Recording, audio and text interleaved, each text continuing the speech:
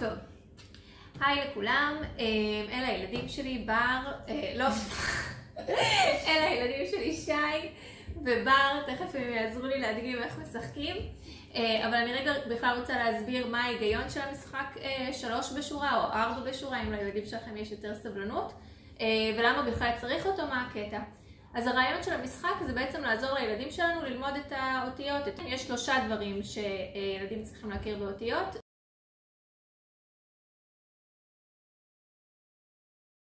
אוקיי, למשל האות קוף, יש לה את הסמל הגרפי של הצורה שלה, יש לה את השם שלה קוף, והיא עושה את הצליל ק, אוקיי? כשהוא בלי איזושהי תנועה. זה 3 הדברים שילדים צריכים לעשות. עכשיו, לעומת הרבה למידות אחרות שילדים בגילאים צעירים עושים בצורה מאוד מאוד אינטואיטיבית, למידה של אותיות והשפה הכתובה בכלל זה קצת יותר מורכב. זה משהו שהוא מופשט יותר, אוקיי? הסמל הוא סתם איזשהו סמל, אין בו איזשהו היגיון, אין סיבה שילד יסתכל על האות קוף ויבין מה הצליל שלה, ובגלל זה הם בדרך כלל צריכים איזושהי עזרה, איזשהו תומך זיכרון. דור ההורים שלנו, כולנו מכירים את השיר א' או בעצם בית, אוקיי? אתם מכירים? כן. אוקיי, מכירים? אני לא יודעת אם כל הילדים מכירים, אבל כל ההורים מכירים. זה הרעיון בעצם, לתת לכל אות איזשהו תומך זיכרון, אבל התומך זיכרון הזה הוא לא כל כך טוב, אוקיי? ילד שעוד לא למד קריאה, עוד לא עשה שלבים מאוד מאוד מתקדמים, לא יודע לקשור בין של א' לאו של אוהל, אוקיי? זה 2 צלילים שונים מבחינתו. דבר גי של ג' וגה של גמל, לא לגמרי ברור לו שזה אותו הדבר, ובגלל זה תומכי הזיכרון האלה לא טובים. אז מה שאנחנו צריכים זה תומכי זיכרון שהם עם אותו צליל פותח. לאלף יהיה את אבטיח, לבית יהיה ביצה, ג' גיטרה, ד' דג וכן הלאה. רק בשלב מתקדם יותר, אחרי שהם למדו את האותיות, הם יכולים ללמוד את כל 5 התנועות שיש, ובשביל זה יש את המשחק 5, אבל האמת שהוא לא קשור כרגע, זה יותר למטה בהמשך העמוד. אז אנחנו כרגע עם 3 בשורה, יש 2 דרכים לשחק את המשחק. אחת לילדים שממש לא מכירים את האותיות בכלל, והשנייה לילדים שמכירים את רוב האותיות, או אפילו כל האותיות, אבל לפעמים מתבלבל להם משהו בשליפה, אז שגם הם יוכלו לתרגל.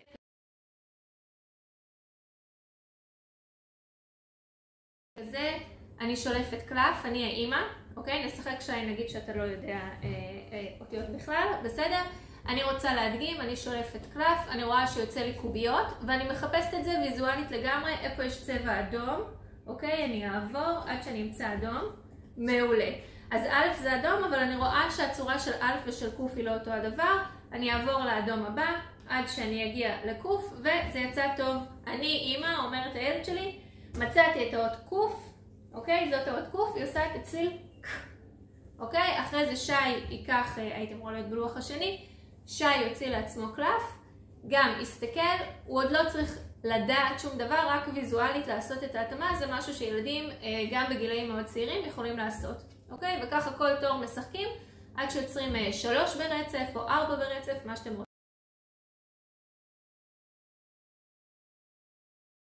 עכשיו אנחנו נשחק, אתם תשחקו, אוקיי? אני אסביר תוך כדי. ילדים שכבר כן יודעים, אז לא כל אחד מוציא לעצמו, כל אחד מוציא לשחקן השני.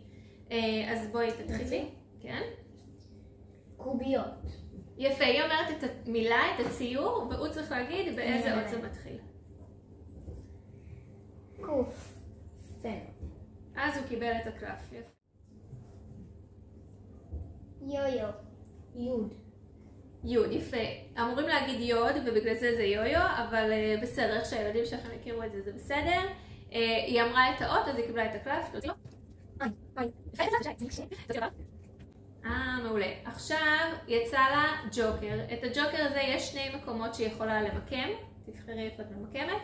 עכשיו זאת לא בחירה גורלית, גם כי בכל זאת זאת לא בחירה גורלית, וגם היא יכולה בהמשך להחליף. אם פתאום לצורך העניין יצא לה דג והיא תוכל להשלים, אז היא יכולה להזיז. או אם יצא לה טט, אז היא יכולה להזיז לכאן. בסדר?